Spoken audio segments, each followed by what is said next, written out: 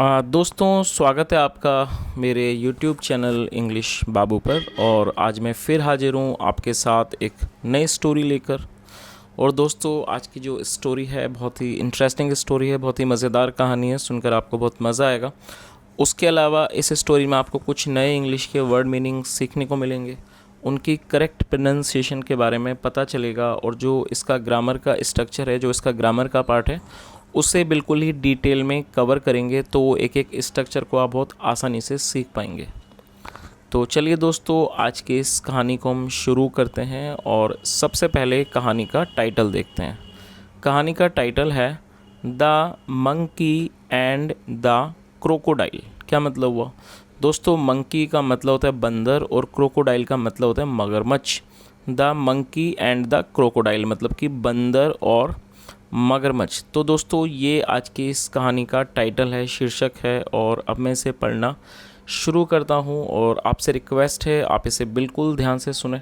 यदि आपको कोई नया वर्ड या फिर नया स्ट्रक्चर देखने को मिले तो आप उसे नोट भी ज़रूर करें। तो चलिए इसको शुरू करते हैं।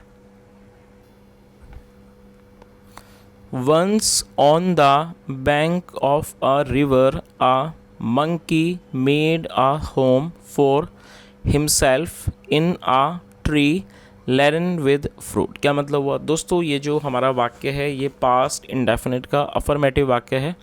और जब हम पास्ट इंडेफिनिट में कोई भी अफर्मेटिव का वाक्य बनाते हैं तो वहाँ वर्ब की सेकंड फॉर्म का प्रयोग किया जाता है, जैसा यहाँ पर किया गया है। और ये मेक की सेकंड फॉर्म है मेड। तो इस लाइन का क्या अर्थ हुआ? वंस एक बार, on the bank of a river. दोस्तों, बैंक ऑफ अ रिवर का मतलब होता है नदी का किनारा। मतलब कि एक बार on the bank of a river मतलब कि एक बार एक on the bank of a river मतलब एक नदी के किनारे पर। आ मंकी एक बंदर ने, मेड अ होम एक घर बनाया, फॉर हिमसेल्फ अपने खुद के लिए, इन अ ट्री एक पेड़ पर, लेडन विद फ्रूट। लेडन का मतलब होता है लदा हुआ, जो कि लदा हुआ था, विद फ्रूट्स जो कि फलों से भरा हुआ था, लदा हुआ था। तो इस पूरी लाइन का क्या अर्थ हुआ कि एक बार नदी के किनारे पर एक बंदर ने एक पेड़ पर अपना घर बनाया जो कि फलों से भरा हुआ था, फल लदा हुआ था। He lived in it happily, eating to his heart's content the fruit of his choice। क्या मतलब हुआ दोस्तों? CONTENT कंटेंट का मतलब होता है संतुष्टि किसी भी चीज़ की, और ये एक नाउन है। तो इस लाइन का क्या अर्थ हुआ? He lived in it मतलब वह उसमें रहता था, हैप्पीली खुशी से रहता था। Eating to his hearts content और वो जी भरकर फल खाता था। कौन से फल? The fruit of his choice जो उसके पसंद का जो फल था उसे वो जी भरकर पूरे मन से वो खाता था, और वहाँ पर वो खुशी से रहता था। चलिए आगे देखिए। The monkey was happy but lonely and wanted a companion to talk and share the fruits with. क्या मतलब हुआ? The monkey was happy but lonely. दोस्तों, ये जो हमारा वाक्य है ये सिंपल पास्ट का वाक्य है। सिंपल पास्ट का मतलब होता है जब आप पास्ट में कोई भी ऐसा वाक्य बनाते हैं जहाँ पर वॉज या वर्ब का प्रयोग किया जाता है हेल्पिंग वर्ब के रूप में, साथ में नाउन या फिर एडजेक्टिव को लेकर वाक्य बनाया जाता है बिना किसी भी वर्ब का इस्तेमाल किए। और दोस्तों, हैप्पी का मतलब होता है खुश और लोनली का मतलब होता है अकेला, और दोनों ये एडजेक्टिव हैं। The monkey was happy but lonely, जो बंदर था वो खुश था लेकिन अकेला था। And wanted a companion. दोस्तों, कंपेनियन का मतलब होता है साथी।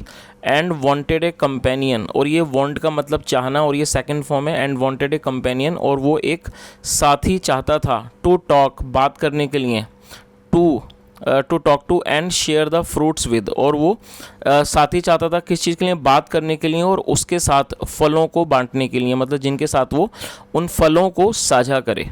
चलिए आगे देखिए। But there was no one around. क्या मतलब? But there was no one around, लेकिन वहाँ आसपास में कोई भी नहीं था। नॉट इवन अनादर मंकी, यहाँ तक कि कोई दूसरा बंदर भी नहीं था। Till one day a crocodile appeared on the river side. क्या मतलब हुआ दोस्तों? अपीयर का मतलब होता है प्रकट होना या फिर नज़र आना। तो क्या मतलब हुआ? नॉट इवन अनदर मंकी मतलब वहाँ कोई दूसरा बंदर भी नहीं था। टिल वन डे मतलब उस दिन तक नहीं, आ क्रोकोडाइल अपीयर्ड, मतलब जिस दिन एक जो क्रोकोडाइल था, मगरमच्छ था, वो वहाँ पर प्रकट हुआ, नज़र आया ऑन द रिवर साइड, नदी के एक तरफ। चलिए आगे देखिए। Hello there said the monkey, monkey ने हेलो कहा, सेड द मंकी, मंकी ने कहा hello there.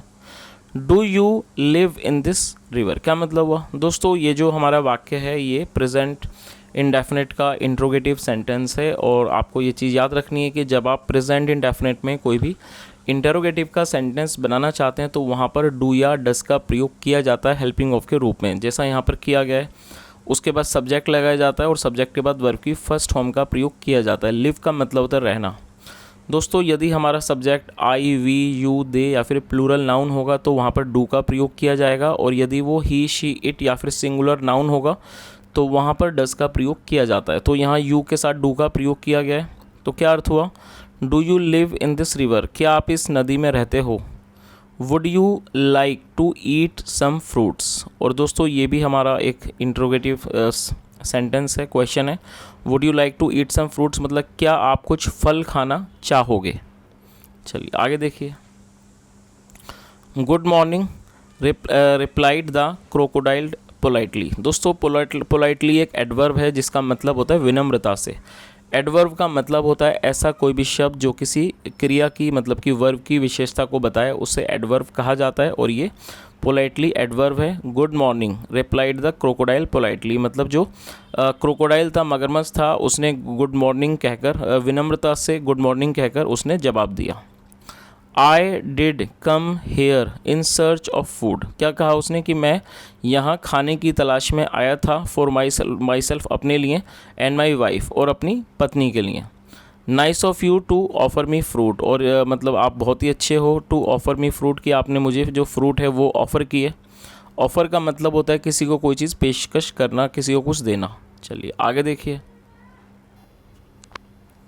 The monkey plugged some from the nearest branch and threw them down, क्या मतलब हुआ दोस्तों? PLUCK, प्लग का मतलब होता है तोड़ना, और ये जब हम इस वर्ड को ज़्यादातर तब यूज़ करते हैं जब हम किसी भी पेड़ से फलों को या फिर किसी भी तरह के पौधों से फूलों को तोड़ते हैं तो वहाँ पर प्लग का प्रयोग किया जाता है, जिसका मतलब होता है किसी भी मतलब कि फूल को या फल को सावधानी से तोड़कर अलग करना, उसे प्लग कहा जाता है, और ये सेकंड फॉर्म है प्लग्ड। तो इस लाइन का क्या अर्थ हुआ?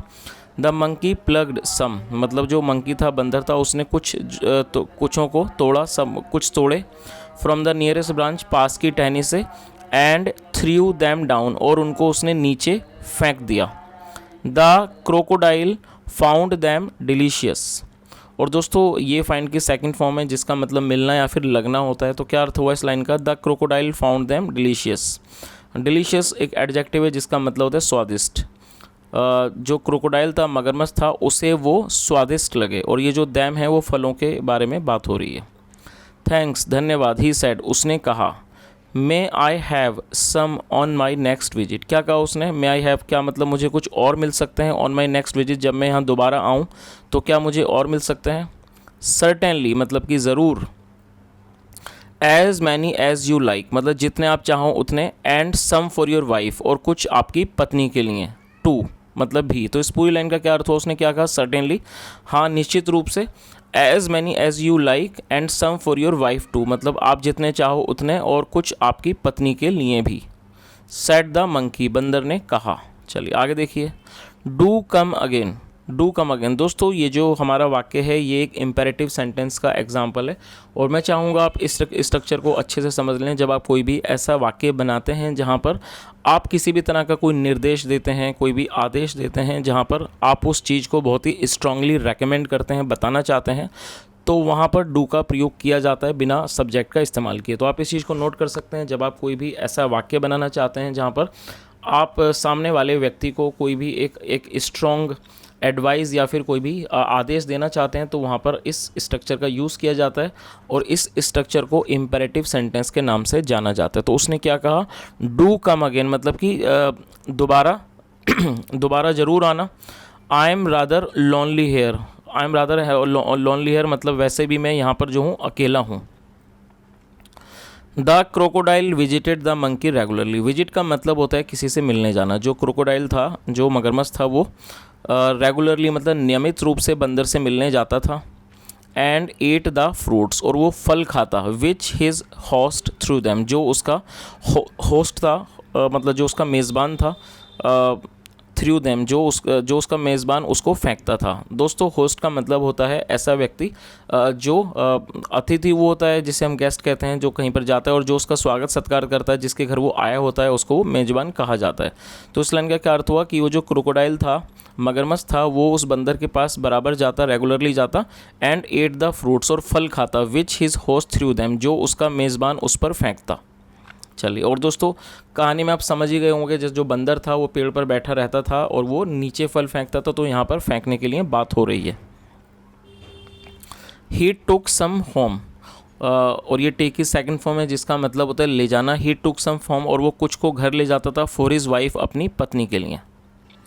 The monkey and the crocodile were now the best of friends. अब जो वो बंदर था और जो मगरमच्छ था, वो बहुत अच्छे दोस्त बन चुके थे, बहुत अच्छे दोस्त हो गए थे, वो best friends. They talked and were never tired of talking, और वो बातें करते थे, और वो बातें करने से कभी भी नहीं थकते थे। They were never tired of talking का मतलब हुआ कि वो बातें करने से कभी भी नहीं थकते थे, खूब बातें किया करते थे। दे टॉक्ड अबाउट बर्ड्स, वो पक्षियों के बारे में बात करते, एंड एनिमल्स, और पशुओं के, मतलब वो पशुओं और पक्षियों के बारे में बात करते। About the villages near by, और वो जो नज़दीकी गांव थे उनके बारे में बात करते, near by. And the difficulties villagers faced, और उन कठिनाइयों के बारे में बात करते जो विलेजर्स मतलब जो ग्रामीण लोग जिनका सामना करते थे, इन रेजिंग गुड क्रॉप्स, अच्छी फसल को उगाने में जिन कठिनाइयों का सामना गांव वाले करते थे, वो उस बारे में भी बात करते थे। फॉर लैक ऑफ रेन, बारिश की कमी होने के कारण। चलिए आगे देखिए। One day the crocodile stayed with the monkey longer than usual. दोस्तों, यूजुअल एडजेक्टिव है जिसका मतलब होता है सामान्य रूप से, आमतौर पर उसे यूजुअल कहा जाता है।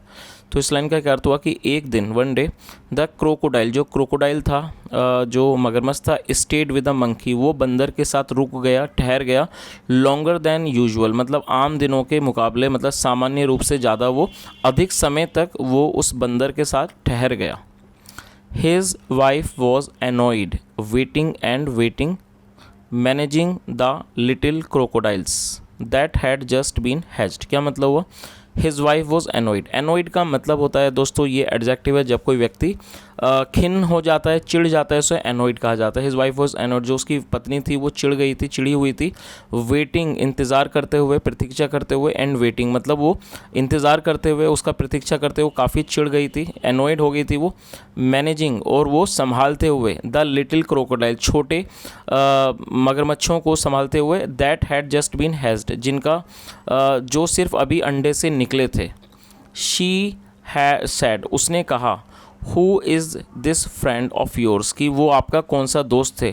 You are so fond of, जिसके आप इतने ज़्यादा फॉन्ड हो, जिसके आप इतने ज़्यादा शौकीन हो। चलिए आगे देखिए। Oh, he is very nice monkey, उसने क्या कहा कि वो एक बहुत अच्छा बंदर है। ही रिप्लाइड, उसने जवाब दिया, he lives on a fruit tree. क्या मतलब हुआ? दोस्तों, ये जो आप वाक्य देख रहे हैं, ये एक प्रेजेंट इंडेफिनिट का अफर्मेटिव सेंटेंस है, और यहाँ पर मैं आपको इस रूल को बताना चाहूँगा कि जब आप प्रेजेंट इंडेफिनिट में कोई भी अफर्मेटिव का वाक्य बनाते हैं, तो वहाँ सब्जेक्ट के बाद वर्ब की फर्स्ट फॉर्म या फिफ्थ फॉर्म का प्रयोग किया जाता है। और दोस्तों, यहाँ देखने वाली बात यह है कि यदि हमारा सब्जेक्ट ही, शी, इट या फिर सिंगुलर नाउन होता है, तो वर्ब की फिफ्थ फॉर्म का प्रयोग किया जाता है। तो आप इस चीज़ को याद रखें।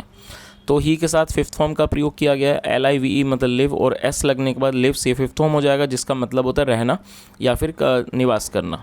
उसने क्या कहा? He lives on a fruit tree, वह एक फलों के पेड़ पर रहता है। He sends fruits for you every day, वह हर रोज़ आपके लिए फल भेजता है। You don't expect me to climb tree, do you मतलब you don't expect me to, क्या आप मुझसे मतलब कि उम्मीद करते हो, अपेक्षा करते हो पेड़ पर चढ़ने की। डू यू, क्या आप ऐसा करते हो? उसने ऐसा पूछा। अ नाइस मंकी मतलब एक अच्छा बंदर। आई एम श्योर मतलब मैं निश्चिंत हूँ। रिप्लाइड द वाइफ पत्नी ने कहा। विद ऑब्वियस सरकाज़ मतलब एक तरह का जो कटाक्ष था उसके साथ उसने कहा कि एक अच्छा बंदर। इफ़ यू आस्क मी यदि आप मुझसे पूछो, this monkey should be my food यदि आप मुझसे पूछो ये जो बंदर है शुड बी माई फूड वो मेरा भोजन होना चाहिए। I want to eat his heart so much क्या मतलब हुआ दोस्तों, ये जो हमारा वाक्य है ये भी प्रेजेंट इंडेफिनिट का एक अफर्मेटिव सेंटेंस है, लेकिन यहाँ देखने वाली बात यह है कि इस वाक्य में दो वर्ब का प्रयोग किया गया है। तो जब आप कोई भी ऐसा वाक्य बनाना चाहते हैं जहाँ दो वर्ब का प्रयोग किया जाता है तो पहली वर्ब के बाद आपको टू का प्रयोग करना होता है, उसके बाद अगली वर्ब लगाई जाती है। तो इस लाइन का क्या अर्थ हुआ, I want to eat his heart so much मतलब मैं I want to eat his heart so much मैं उसका जो हार्ट है जो उसका दिल है वो बहुत ज़्यादा मैं खाना चाहती हूँ।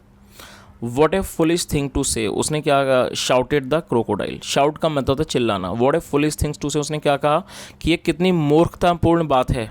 शाउटेड द क्रोकोडाइल मतलब जो मगरमच्छ था चिल्लाया और उसने क्या कहा कि ये कितनी मूर्खतापूर्ण बात है कहने की। I can't kill a friend मैं एक दोस्त को नहीं मार सकता।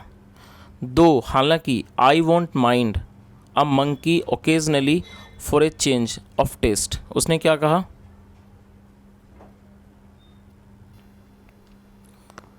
दो मतलब कि हालांकि आई वॉन्ट माइंड मतलब मुझे बुरा नहीं लगेगा अ मंकी एक बंदर को, ओकेजनली मतलब कभी कभार खाना, फॉर ए चेंज एक चेंज के लिए, ऑफ टेस्ट मतलब एक स्वाद में चेंज के लिए उसको खाना बुरा नहीं लगेगा।